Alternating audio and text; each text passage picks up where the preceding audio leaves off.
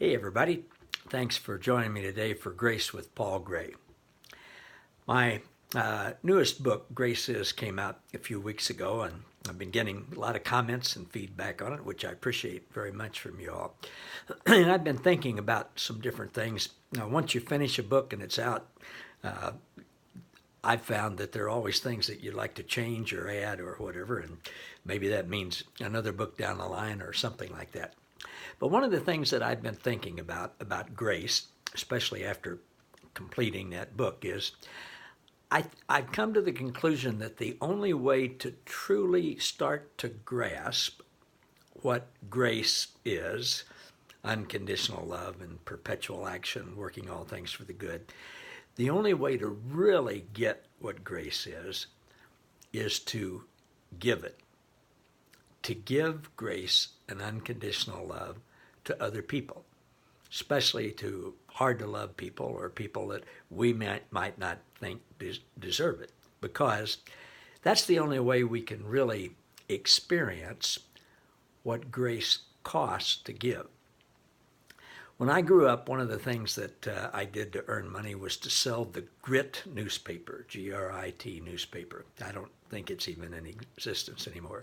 It was a weekly thing, and back in the 1950s, when I sold it door to door, I built up a group of customers. It cost the customer 15 cents, and I got to keep a nickel.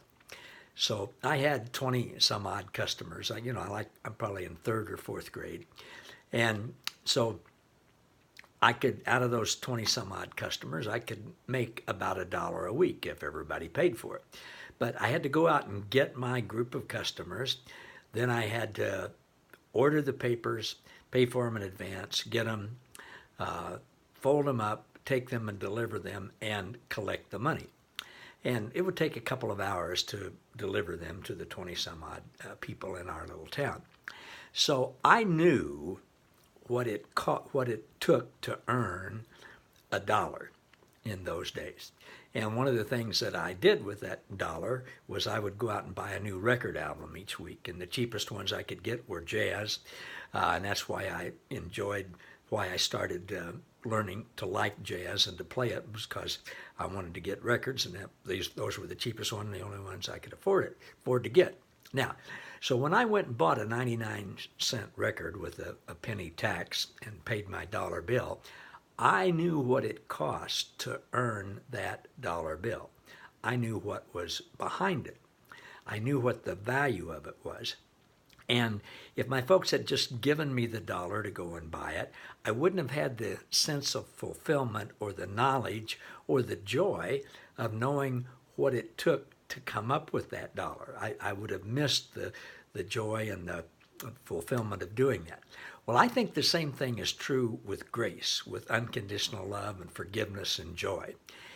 If all we have is grace given to us from God, as absolutely wonderful as that is, there's nothing better.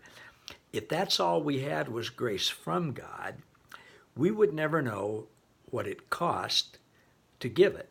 We might even think we're entitled to it because of something we deserved or something like that.